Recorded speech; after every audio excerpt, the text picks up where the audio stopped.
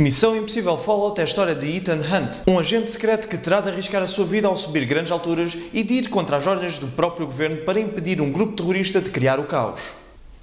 Esperem, não, isso é a Missão Impossível Operação Fantasma. Missão Impossível Fallout é a história de Ethan Hunt, um agente secreto que terá de arriscar a sua vida ao subir grandes alturas e de ir contra as ordens do próprio governo para impedir um grupo terrorista de criar o caos. Não, isso é a Missão Impossível Nação Secreta. Missão Impossível Fallout é a história de um agente secreto que terá de arriscar a sua vida ao subir grandes alturas e de ir contra as ordens do próprio governo para impedir um grupo terrorista de criar o caos. Pam pam pam pam pam pam pam pam pam pam pam pam. Ok, já estão a ver que esta série de filmes segue demasiadas vezes o mesmo padrão, mas isso não precisa de ser uma coisa má. Há uma certa falta de variedade no que diz respeito à história em geral. Mas vamos ser sinceros, a atração principal destes filmes não é a história. As pessoas vão ver o Missão Impossível porque o Tom Cruise é maluco. Ele subiu o Burj Khalifa, ficou preso a um avião, passou 3 minutos debaixo d'água sem respirar e agora decidiu continuar a desafiar a morte ao saltar de uma mota, pilotar um helicóptero e fazer um salto Halo. Isto aconteceu mesmo, não é grande segredo. Também mandaram alguém para fazer o salto com uma câmara IMAX presa ao peito. O Tom dá o corpo e a alma para nos entreter. Põe a sua vida em risco para que num mundo tão saturado de filmes de ação, os seus se continuem a destacar. Ele é maluco e uma dádiva para o cinema. Por favor, não mudes, Tom. E não morras. Mas para além destas coreografias, quem é Ethan Hunt? Porque ao longo de 5 filmes a personalidade do protagonista nunca foi tão importante como o que ele faz nas cenas de ação. No primeiro filme ele ainda era um agente que tinha mentores, no segundo é mais tipo James Bond, no terceiro é um homem que quer ter uma vida normal, no quarto é quase um mentor para a equipa, no quinto dizem qualquer coisa sobre ele ser o destino. Hunt is the living manifestation of destiny. Até agora ele era um pouco de tudo. Fallout pega em todas estas características positivas para o tentar moldar numa personagem mais tridimensional. Agora o facto de ele ser uma boa pessoa que está disposta a sacrificar-se por uma vida inocente é mostrado como a sua fraqueza. Ethan Hunt não é um personagem complexo. De certa forma é o tipo de personagem idealista de velha guarda. Ele vive graças ao carisma puro de Tom Cruise. Mas olhem, a melhor forma de o descrever vem das palavras do youtuber Patrick Willems. If the general public thinks of Tom Cruise as a maniac, then Ethan Hunt will become a maniac. He is Tom Cruise, as a person, as an actor, and as an idea. Normalmente estes filmes de espiões têm protagonistas muito parecidos, mas Fallout apresenta uma cisão para fazer com que Ethan Hunt não seja apenas o James Bond americano. Tipo, o James Bond é alguém que exteriormente é uma fantasia masculina e interiormente é um homem oco, sem uma vida pessoal estável e cuja única coisa que o mantém seguir com a vida são as próximas missões. Já foi estabelecido que ele é um sociopata que está-se a lixar para a vida de inocentes. What do you say to that? It's a waste of good scotch. Mas Ethan Hunt importa-se mais com os vídeos inocentes do que com a missão. Isso faz com que se sinta os danos colaterais. Bem, de qualquer forma, voltando à narrativa. Normalmente são narrativas soltas, mas neste caso convém terem visto Nação Secreta para compreenderem as relações entre as personagens. Após Solomon Lane ter sido preso no fim do filme anterior, o grupo secreto que ele controlava reagrupou-se sob o nome Os Apóstolos. Eles planeiam ativar 3 bombas nucleares para fazer com que a sociedade moderna colapse e eles possam trazer uma nova ordem mundial. E o que é essa nova ordem em concreto? Não sei. Motivações abstratas nem sempre são algo mau para um vilão. Tipo, no terceiro filme, o MacGuffin que o vilão quer não é lá muito importante. Mas esse vilão não queria dominar o mundo. Nem andava a converter pessoas graças à sua ideologia. Estes vilões têm motivações muito pouco desenvolvidas. Isso não me incomoda assim tanto, mas numa altura em que está a haver um maior esforço para criar vilões com motivações interessantes, o Sindicato e os Apóstolos não se destacam.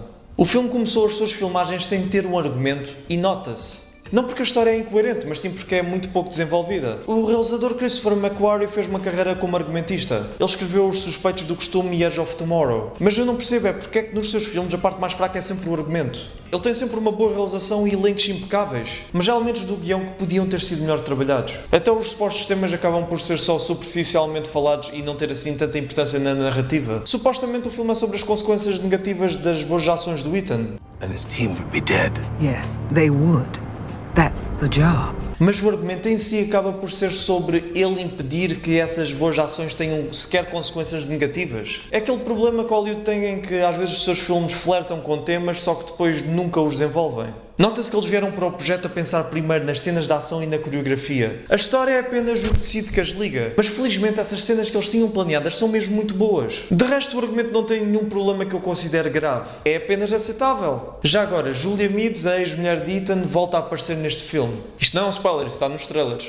E isto dá alguma closure para o seu papel. É um momento que não importa tanto para o filme em si, mas sim para a franquia. Mas o que é estranho é que a atriz que interpreta o seu papel, a Rebecca Ferguson, ela é muito parecida ao novo Love Interest. Na sessão em que eu fui, os putos que estavam ao meu lado e que não se calavam, até confundiram as duas personagens na cena em que elas apareceram juntas. É uma grande coincidência e o estúdio precisa de começar a contratar atrizes que não pareçam clones. Olha, porque é que para a próxima não trazem de volta a Tandy Newton e a Paula Patton? Eles não são confundíveis. Mas a nova Love Interest, interpretada por Rebecca Ferguson, infelizmente tinha mais para fazer no filme anterior do que aqui. Mas mesmo assim manteve-se como uma entidade só por si com os seus próprios objetivos. O argumento de tentar juntar com Ethan Hunt de uma forma romântica, mas sinceramente eles não têm muita química. Funcionam bem como amigos cujos governos os obrigam por vezes a ser rivais, mas a parte pseudo-romântica não funciona muito bem. Parece uma obrigação de estúdio. O personagem de Henry Cavill é introduzido como um rival para Ethan e o seu estilo muito mais agressivo faz com que ele seja bué ameaçador. Até prepara os punhos como se estivesse a recarregar uma arma.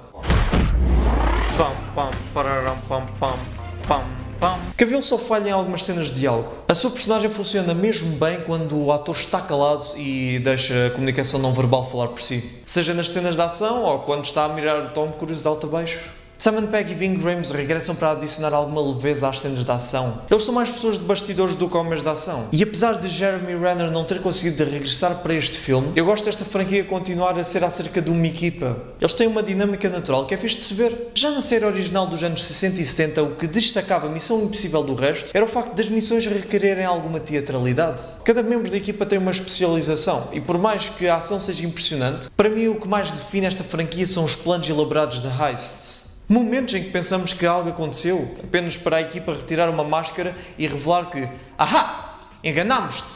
Se também gostam desses momentos, então garanto que Fallout não desaponta. Bem, os aspectos técnicos do filme são excelentes e a coreografia é fantástica. Tipo, eles saltaram de um avião com uma câmera IMAX. Eles são malucos. Com tantos filmes cheios de CGI por aí, Missão Impossível continua a mostrar o que se pode fazer com efeitos práticos. Há uma certa pureza cinemática em ver o Tom Cruise a tentar matar-se. Quase tudo o que vemos no grande ecrã é real e o CGI só é usado em alturas nas quais é necessário. Desafio-vos a tentar apontar um mau efeito especial. A melhor ação costuma ser aquela que usa a sua geografia de uma forma criativa e que usa a ação das personagens para contar mais sobre elas. E Fallout é um exemplo perfeito disso. Há umas certas concessões de lógica que temos de fazer nestes filmes, mas se estiverem dispostos a isso, esperamos algumas das cenas mais intensas captadas num filme de ação. É como quando Tom subiu o Burj Khalifa no quarto filme.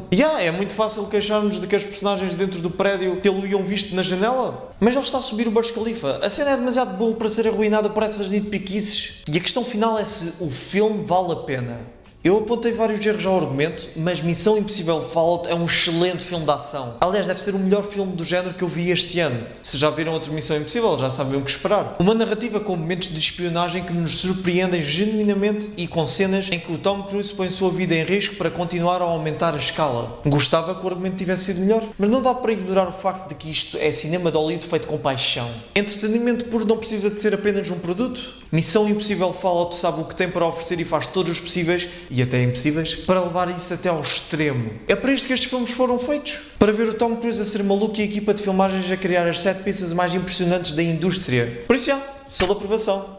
Bem, é tudo. Se gostaram, ponham aí um like, se faz favor. Se não gostaram, ponham um dislike. Subscrevam, blá blá blá. O mesmo do costume. Se não gostam tanto de cinema, então, olha, vão procurar. Se não gostam de cinema, então não desistam já do cabo, porque temos ainda um programa de humor e outro de literatura. Mas se gostaram do vídeo, então, olha, até para a próxima semana.